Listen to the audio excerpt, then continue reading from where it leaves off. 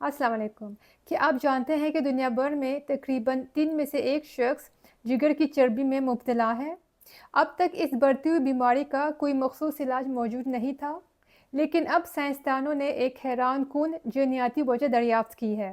और इससे भी ज़्यादा इंटरेस्टिंग बात यह है कि एक पहले से मौजूद विटामिन इसका हल हो सकता है, और उस विटामिन को विटामिन B3 कहते हैं, जिसे नायसिन भी कहा जाता है। तो आज इस वीडियो में हम बात करेंगे कि माइक्रो आरएनए 93 किस तरह जिगर की चर्बी को बढ़ाता है और नायसिन किस तरह जिगर की चर्बी के इलाज में मददगार साबित हो सकता है। Metabolic associated fatty liver disease, जिसको फैटी लिवर डिजीज़ भी कहा जाता है, दुनिया भर की तकरीबन 30% आबादी को मुतासिर करता है, और ये मोटापा, ज़ायबिटीज़ और दिल की बीमारियों से जुड़ा हुआ है। Ulsan national institute of science and technology, Pusan national university और अल्सन यूनिवर्सिटी हॉस्पिटल के मुहक्किकीन ने दरियाफ्त किया है कि जिगर में मौजूद एक छोटा सा मॉलिक्यूल, जिसको माइक्रो आरएनए 93 कहा जाता है, फैटी लिवर बीमारी में बड़ा किरदार अदा करता है। तो metabolic associated fatty liver disease के मरीज़ों में माइक्रो आरएनए 93 गैर मामूली तौर पर ज़्यादा पाया जाता है, और ये मॉलिक्यूल सर्टुइन 1 जीन को ब्लॉक करता है, जो आमतौर पर जिगर को चर्बी कंट्रोल करने में तहफ़्फ़ुज़ फराहम करता है। तो सर्टुइन 1 के बगैर जिगर के खुलियों में चर्बी जमा होने लगती है, जो सोजिश और यहाँ तक कि फाइब्रोसिस का सबब बन सकता है।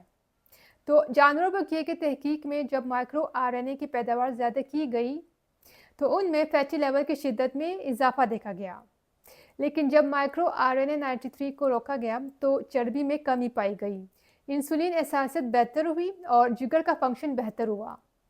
तो यहाँ बात मज़ीद दिलचस्प होती है कि जब साइंसदानों ने 150 एफडीए से मंजूर शुदा दवाइयों को जांचा, ताकि ये देखें कि इनमें से कोई माइक्रो आरएनए 93 को कम कर सकता है कि नहीं, तो इनमें से नायसिन के इस्तेमाल से जिगर में माइक्रो आरएनए 93 की मिकदार कम हुई और सर्टुइन 1 की सरगर्मी बढ़ी, जिससे फैट मेटाबॉलिज्म बेहतर हुआ।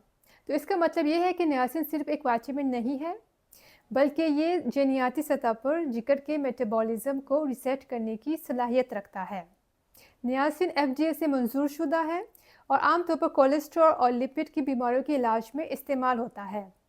तो इस वजह से ये एक महफूज और अच्छी तरह से मुतय्या शुदा दवा है, और ये फैटी लिवर डिजीज़ के इलाज में इस्तेमाल किया जा सकता है, और नायसिन को दीगर इलाज के साथ भी मिलाया जा सकता है, जो कि माइक्रो आरएनए पाथवे को टारगेट करता है। तो खुलासा ये है कि micro RNA 93 fatty liver disease का एक नया दरियाफ्त शुदा जीनियाती सबब है।